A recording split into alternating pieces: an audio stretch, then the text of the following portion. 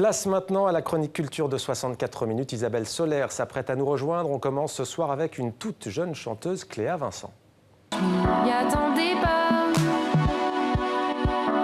Je m'y attendais pas. Je me suis débattue dans les sables mouvants. J'ai érigé des remparts. Ils n'ont pas tenu longtemps. L'amour sans horizon. Je l'ai vu 10 fois, 100 fois. Mais là où je suis maintenant, je ne m'y attendais pas. Je m'y attendais pas. À t'aimer comme ça. J'ai suivi ma voie.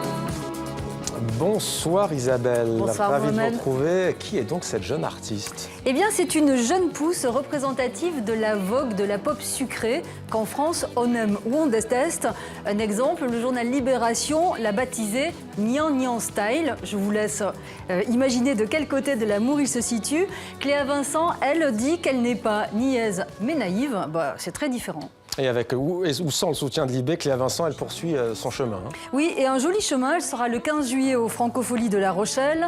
Elle va sortir son premier album à la rentrée et on peut la découvrir à Paris dès demain.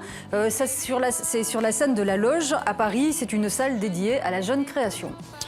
Une triste nouvelle, la disparition d'un grand écrivain. Isabelle, Maurice Dantec nous a quittés. Il avait seulement 57 ans. Il est mort d'une crise cardiaque à Montréal où il vivait. Oui, voilà. Alors, un drôle de personnage que ce Maurice Dantec. Il est né français, mais il a été naturalisé canadien il y a une quinzaine d'années. Et il se définit comme un écrivain nord-américain de langue française. C'est pas courant.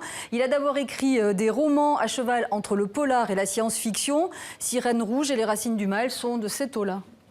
Et il prend ensuite un virage plus métaphysique, disons-le Isabelle, pour revenir finalement au polar. Oui, parce que son public ne l'a pas réellement suivi dans le domaine de la métaphysique et il a fait un retour aux sources, donc démontré par son dernier roman qui s'appelle Les Résidents. Il était paru il y a 2 ans. Et si l'on en croit Maurice Dantec, c'est presque à l'insu de son plein gré qu'il a repris cette tendance du polar SF. Je vous propose de l'écouter. Il n'y a pas de projet littéraire à l'origine de mes romans. Je ne construis pas le roman à l'avance.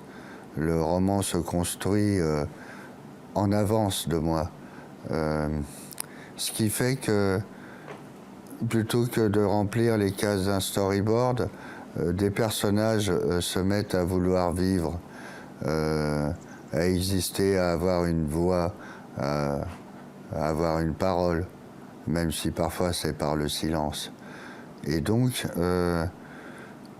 j'allais dire, j'avance dans le roman moins vite que le roman avance par rapport à moi. Je lui cours après. Au programme également, Isabelle, la fondation Gianada, c'est en Suisse, qui rend hommage à Picasso et à son dernier amour, c'est précisément à Martigny. Voilà, alors son dernier amour s'appelle Jacqueline Roch. Elle a 27 ans quand Picasso la rencontre. Lui, il en a 72. Elle travaille chez Madourin, l'ami céramiste du peintre à Valoris.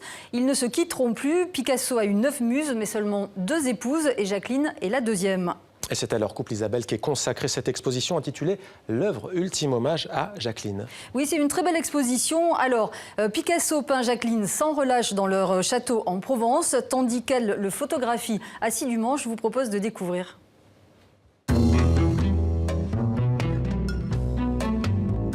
Jamais Picasso a peint autant une femme que Jacqueline. Jacqueline dans des différents styles. Jacqueline dans un style très classissant, en magnifique fusain de 1954. Jacqueline encore dans un rocking chair avec pas mal de citations par rapport au Gréco, avec un visage très allongé. Picasso, uniquement en l'année 1963, a peint 160 portraits rien que de Jacqueline. Picasso n'avait pas toujours des relations faciles avec les femmes précédentes, mais Jacqueline a vraiment su lui donner le calme intérieur, ce qui va rebooster l'énergie et l'inventivité de Picasso. Nous Nous avons un très beau portrait aussi de Jacqueline en costume de turc, qui fait partie de la même série, avec justement ces formes, les arabesques arrondies, qui sont une citation très claire de Matisse. Ils se sont d'ailleurs fréquentés sur la Côte d'Azur, ils se sont vus, mais il a toujours donc cette rivalité quelque part, une admiration réciproque, mais aussi une grande rivalité, peut-être la plus grande que Picasso ait jamais connue. Il pensait uniquement, surtout les 20 dernières années, à son travail, à sa peinture. Il s'est de plus en plus isolé, il travaillait seul dans son atelier, il s'est plutôt poussé par sa passion de peindre. Comme il disait d'ailleurs, je ne cherche pas, je trouve. Merci Isabelle, à demain. À demain, même endroit, Mohamed. même